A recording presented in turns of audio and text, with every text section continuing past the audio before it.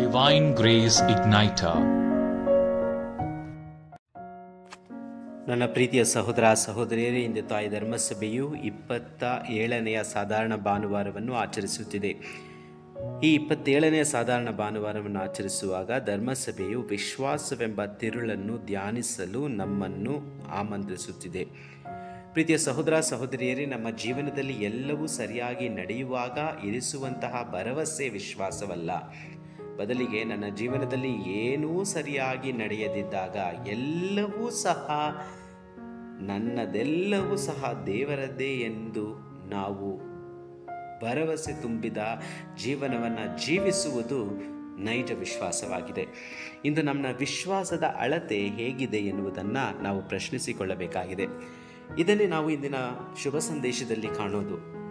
ಪ್ರೇಷಿತರು ಯೇಸು ಸ್ವಾಮಿಯ ಹತ್ತಿರ ಇರಿಸಿರುವಂತಹ ಒಂದು ಬೇಡಿಕೆ ಏನಂತೇಳಿದರೆ, ನಮ್ಮ ನಂಬಿಕೆಯನ್ನು ಹೆಚ್ಚಳಪಡಿಸಿರಿ, ನಮ್ಮ ವಿಶ್ವಾಸವನ್ನು ಅಧಿಕರಿಸಿರಿ ಪ್ರಭುವೇ ಎಂಬುದಾಗಿ ಪ್ರಾರ್ಥಿಸುತ್ತಾರೆ.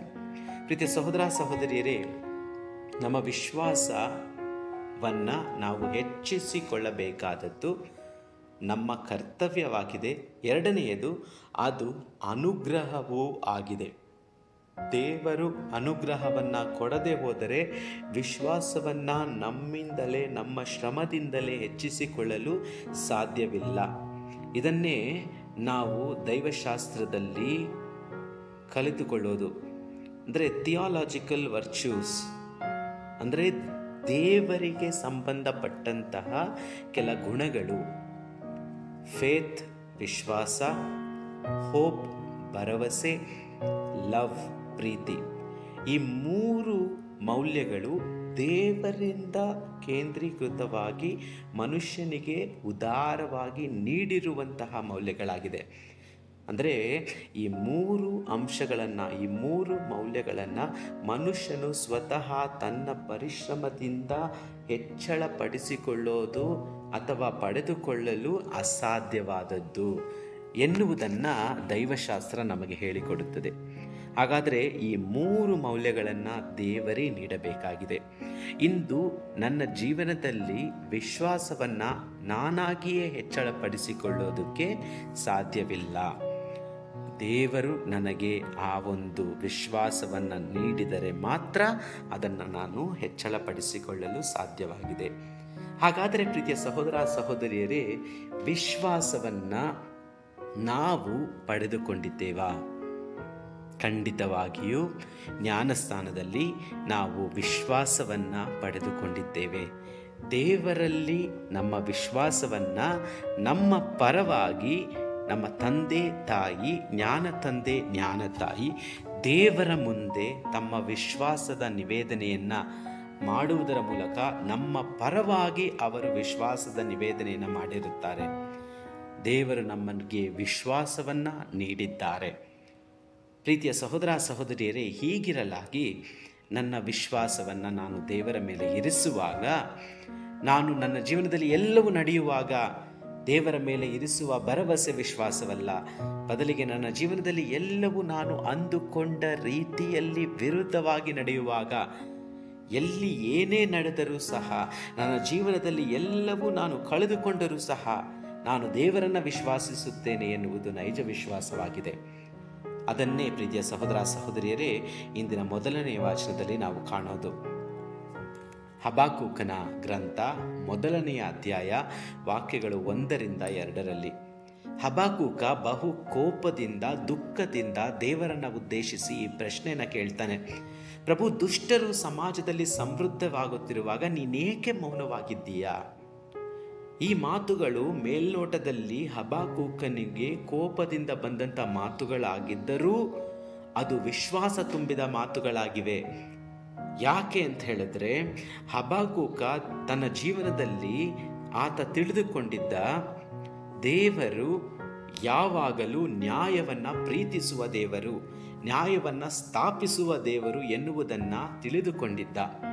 ಇಂದು ಆ ದೇವರೇ ಸ್ವತಃ ತಾವೇ ಸುಮ್ಮನಿರುವಾಗ ನಾನು ಯಾರ ಬಳಿಗೆ ಹೋಗಲಿ? ದೇವರ ಹತ್ತಿರಕ್ಕೆ ಹೋಗಿ ದೇವರನ್ನೇ ಪ್ರಶ್ನೆ ಮಾಡ್ತೀನಿ ಎನ್ನುವಂತಹ ನಿಲುವು ಹಬಾಕೂಕನದಾಗಿತ್ತು. ಅದಕ್ಕಾಗಿಯೇ ದೇವರ ಹತ್ತಿರ ಬಂದು ಹಬಾಕೂಕ ಹೇಳ್ತಾನೆ, ಪ್ರಭು, ದುಷ್ಟರು ಸಮಾಜದಲ್ಲಿ ಸಮೃದ್ಧವಾಗುತ್ತಿರುವಾಗ ನೀನೇಕೆ ಮೌನವಾಗಿದ್ದೀಯಾ?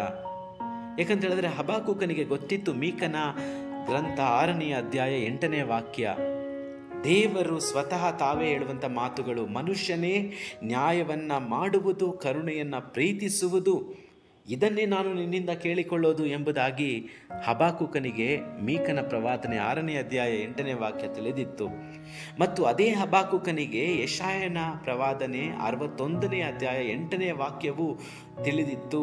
ಸ್ವತಃ ದೇವರೇ ಹೇಳುವ ಮಾತುಗಳು, ನಾನು ಯೆಹೋವನು, ನ್ಯಾಯವನ್ನು ಪ್ರೀತಿಸುತ್ತೇನೆ, ಅನ್ಯಾಯವನ್ನು ದ್ವೇಷಿಸುತ್ತೇನೆ ಎನ್ನುವಂಥ ಮಾತುಗಳನ್ನು ಸ್ವತಃ ಹಬಾಕೂಕನಿಗೆ ಗೊತ್ತಿತ್ತು. ಆದ್ದರಿಂದ ಸಹೋದರಿಯರೇ, ಹಬಾಕೂಕನು ಈ ಪ್ರಶ್ನೆಯನ್ನು ಮಾಡ್ತಾನೆ ದೇವರನ್ನ ನೋಡುತ್ತಾ, ಯಾಕೆ ದೇವರೇ ಸುಮ್ಮನಿದ್ದೀಯಾ? ಆಗ ದೇವರು ನುಡಿಯುವಂಥ ಮಾತುಗಳು ಪ್ರೀತಿಯ ಸಹೋದರ ಸಹೋದರಿಯರೇ, ಹಬಾಕೂಕನ 2ನೇ ಅಧ್ಯಾಯ ವಾಕ್ಯಗಳು 2ರಿಂದ 4ರಲ್ಲಿ, ಇದು ವಿಳಂಬವಾದರೂ ಕಾಯಿರಿ, ಖಂಡಿತವಾಗಿ ಬರುತ್ತದೆ, ತಡವಾಗೋದಿಲ್ಲ ಅಂತ ಹೇಳಿದ್ರೆ, ನನ್ನ ಒಂದು ನಿಲುವು ಏನು ಎನ್ನುವುದನ್ನು ನೀನು ಅರ್ಥ ಮಾಡಿಕೊಳ್ಳುವೆ, ಕಾಯಿ, ಖಂಡಿತವಾಗಿ ನಿನ್ನ ಜೀವನದಲ್ಲಿ ಅದನ್ನು ನೀನು ನೋಡುವೆ ಎನ್ನುವ ಮಾತನ್ನು ದೇವರು ಹಬಾಕೂಕನಿಗೆ ಹೇಳ್ತಾರೆ. ಏನಾಯಿತು ಇಸ್ರಾಯೇಲ್ ಜನರಿಗೆ? ಇಸ್ರಾಯೇಲ್ ಜನರು ಅನ್ಯಾಯದ ಮಾರ್ಗದಲ್ಲಿ ಅಕ್ರಮವಾಗಿ ಜೀವನವನ್ನು ಜೀವಿಸುತ್ತಿದ್ದಾಗ ದೇವರು ಇಸ್ರಾಯೇಲ್ ಜನರನ್ನು ಬ್ಯಾಬಿಲೋನ್ಯರ ವಶಕ್ಕೆ ಒಪ್ಪಿಸಿಕೊಡ್ತಾರೆ. ಕಾರಣ, ದೇವರು ಇಸ್ರಾಯೇಲ್ ಜನರಿಗೆ ಯಾವುದು ಸರಿ, ಯಾವುದಾಗಿಯೇ ಬ್ಯಾಬಿಲೋನ್ಯರನ್ನು ಕರೆಯುವುದರ ಮೂಲಕ ಇಸ್ರಾಯೇಲ್ ಜನರನ್ನು ಗುಲಾಮರನ್ನಾಗಿ ಬ್ಯಾಬಿಲೋನ್ ನಾಡಿಗೆ ಕಳಿಸುತ್ತಾರೆ. ಪ್ರೀತಿಯ ಸಹೋದರ ಸಹೋದರಿಯರೇ, ಆಗ ಇಸ್ರಾಯೇಲ್ ಜನರಿಗೆ ಅರಿವಾಯಿತು, ಮಾಡಿದಂತಹ ತಪ್ಪಿನ ಅರಿವು ಇಸ್ರಾಯೇಲ್ ಜನರಿಗೆ ಬ್ಯಾಬಿಲೋನ್ನಲ್ಲಿ ಆಗುತ್ತದೆ. ಆದ್ದರಿಂದ ಪ್ರೀತಿಯ ಸಹೋದರ ಸಹೋದರಿಯರೇ, ದೇವರ ವಾಕ್ಯ ನಮ್ಮನ್ನು ಹುಡುಕಿಕೊಂಡು ಬಂದಾಗ ಆ ವಾಕ್ಯಗಳನ್ನು ನಾವು ಸ್ವಾಗತಿಸಬೇಕು. ನಮ್ಮಲ್ಲಿ ಅದು ಫಲಪ್ರದವಾಗುವಂಥ ರೀತಿಯಲ್ಲಿ ಜೀವನವನ್ನು ಜೀವಿಸಬೇಕು. ಅದನ್ನೇ ಇಂದಿನ ಕೀರ್ತನೆಗಾರ ಹೇಳುವಂಥ ಮಾತುಗಳು, ಇಂದು ನೀವು ಅವರ ಧ್ವನಿಯನ್ನು ಕೇಳಿದರೆ ನಿಮ್ಮ ಹೃದಯವನ್ನು ಕಠಿಣಗೊಳಿಸಿಕೊಳ್ಳಬೇಡಿ. ಅಂದರೆ ದೇವರ ವಾಕ್ಯವನ್ನು ನಾವು ಆಮಂತ್ರಿಸಿಕೊಂಡಾಗ, ಸ್ವಾಗತಿಸಿದಾಗ ನಮ್ಮ ಹೃದಯದಲ್ಲಿ ಅದನ್ನು ನಾವು ಬಿತ್ತನೆ ಮಾಡಿ ದೇವರಿಗೆ ತಕ್ಕ ರೀತಿಯಲ್ಲಿ ಜೀವನವನ್ನು ಜೀವಿಸಬೇಕು. ಆಗ ಮಾತ್ರ ನಾವು ದೇವರ ಮಕ್ಕಳಾಗಲು ಸಾಧ್ಯ, ವಿಶ್ವಾಸವನ್ನು ಹೆಚ್ಚಳಪಡಿಸಿಕೊಳ್ಳಲು ಸಾಧ್ಯವಾಗುತ್ತದೆ ಎಂಬ ಸತ್ಯವನ್ನು ಇಂದಿನ ಕೀರ್ತನೆ ನಮಗೆ ನೀಡುತ್ತಿದೆ. ಇಂದಿನ 2ನೇ ವಾಚನದಲ್ಲಿ ಸಂತ ಪೌಲನು ತಿಮೋತಿಗೆ ಬರೆದ 2ನೆಯ ಪತ್ರದಲ್ಲಿ ಈ ಮಾತುಗಳನ್ನು ಹೇಳ್ತಾರೆ. ನೀನು ನನ್ನಿಂದ ಕೇಳಿಸಿಕೊಂಡದ್ದನ್ನು ಕ್ರಿಸ್ತ ಯೇಸುವಿನಲ್ಲಿ ನಂಬಿಕೆ ಮತ್ತು ಪ್ರೀತಿಯಿಂದ ಪಾಲಿಸು. ಅಂದರೆ ಪೌಲ ಬೋಧಿಸಿದ್ದು ದೇವರ ವಾಕ್ಯ. ಆ ದೇವರ ವಾಕ್ಯವನ್ನು ನೀನು ನನ್ನ ಮುಖಾಂತರ ಕೇಳಿಸಿಕೊಂಡಿದ್ದೀಯಲ್ಲ, ಅದನ್ನು ನೀನು ಪ್ರೀತಿಯಿಂದ ಪಾಲಿಸು. ದೇವರ ಮೇಲೆ ನಂಬಿಕೆ ಇರಿಸು, ಯೇಸುವಿನ ಮೇಲೆ ನಂಬಿಕೆಯನ್ನಿರಿಸು. ಯಾಕೆಂತ ಹೇಳಿದ್ರೆ, ನಿಮ್ಮಲ್ಲಿ ವಾಸಿಸುವ ಪವಿತ್ರಾತ್ಮನ ಸಹಾಯದಿಂದ ನೀನು ಅದನ್ನು ಕಾಪಾಡಿಕೋ. ಯಾವುದನ್ನು ಕಾಪಾಡಿಕೋ? ದೇವರ ವಾಕ್ಯವನ್ನು ಕಾಪಾಡಿಕೋ. ಪ್ರೀತಿಯ ಸಹೋದರ ಸಹೋದರಿಯರೇ, ನಾವು ಇಂದು ನಮ್ಮನ್ನೇ ಪ್ರಶ್ನಿಸಿಕೊಳ್ಳಬೇಕಾಗಿದೆ. ಪವಿತ್ರಾತ್ಮರು ನನ್ನಲ್ಲಿ ವಾಸ ಮಾಡುವವರಾಗಿದ್ದಾರೆ ಎನ್ನುವ ಸತ್ಯವನ್ನು ಇಂದಿನ 2ನೇ ವಚನ ಹೇಳ್ತಾ ಇದೆ. ಇಂದು ನನ್ನ ನಂಬಿಕೆಯನ್ನು ಅಧಿಕರಿಸಿರಿ ಪ್ರಭುವೇ ಎಂಬುದಾಗಿ ನಾನು ಹೊರಗಡೆ ಪ್ರಾರ್ಥಿಸುವಾಗ, ಒಳಗಡೆ ನನ್ನ ದೇಹದೊಳಗಡೆ, ನನ್ನ ಆತ್ಮದೊಳಗಡೆ ಹೋಗಿ ಪವಿತ್ರಾತ್ಮರು ನನ್ನಲ್ಲಿ ಜೀವಿಸುತ್ತಿದ್ದಾರೆ. ಅವರ ಆತ್ಮವನ್ನು ಇಂದು ನಾನು ಪಡೆದುಕೊಂಡಿರುವೆ. ದೀಕ್ಷಾ ಸ್ನಾನದಲ್ಲೂ ದೃಢೀಕರಣದಲ್ಲೂ ಅವರನ್ನು ಪಡೆದುಕೊಂಡಿದ್ದೇನೆ. ದೇವರೇ ಜೀವಿಸುವ ಆಲಯ ಇಂದು ನನ್ನ ದೇಹವಾಗಿದೆ. ಆ ವಾಕ್ಯದ ಮೇಲೆ ನನ್ನ ವಿಶ್ವಾಸವನ್ನು ಇರಿಸಿದ್ದೇನಾ ಎಂಬುದಾಗಿ ಪ್ರಶ್ನಿಸಿಕೊಳ್ಳಬೇಕಾಗಿದೆ.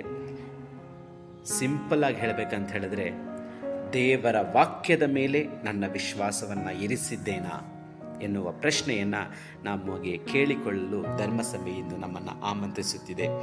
ಪ್ರೀತಿಯ ಸಹೋದರ ಸಹೋದರಿಯರೇ, ನಮ್ಮ ವಿಶ್ವಾಸವನ್ನು ನಾವು ಹೆಚ್ಚಳಪಡಿಸಿಕೊಳ್ಳೋಣ. ನಮ್ಮ ವಿಶ್ವಾಸವನ್ನು ನಾವು ದೇವರ ಮೇಲೆ ಇರಿಸಿದಾಗ ದೇವರು ನಮಗೆ ಸಹಾಯ ಮಾಡುವವರಾಗುತ್ತಾರೆ. ನಮ್ಮ ಹೆಜ್ಜೆಯಲ್ಲಿ ಹೆಜ್ಜೆಯನ್ನು ಇಡುತ್ತಾ ನಮ್ಮ ಬಾಳ ಪಯಣದಲ್ಲಿ ಅವರು ನಮಗೆ ಸಹಾಯಕರಾಗಿರುತ್ತಾರೆ. ಈ ಒಂದು ಸತ್ಯವನ್ನು ನಾವು ಅರಿತುಕೊಂಡು ಬಾಳಲು ನಾವು ಮುಂದಾಗೋಣ.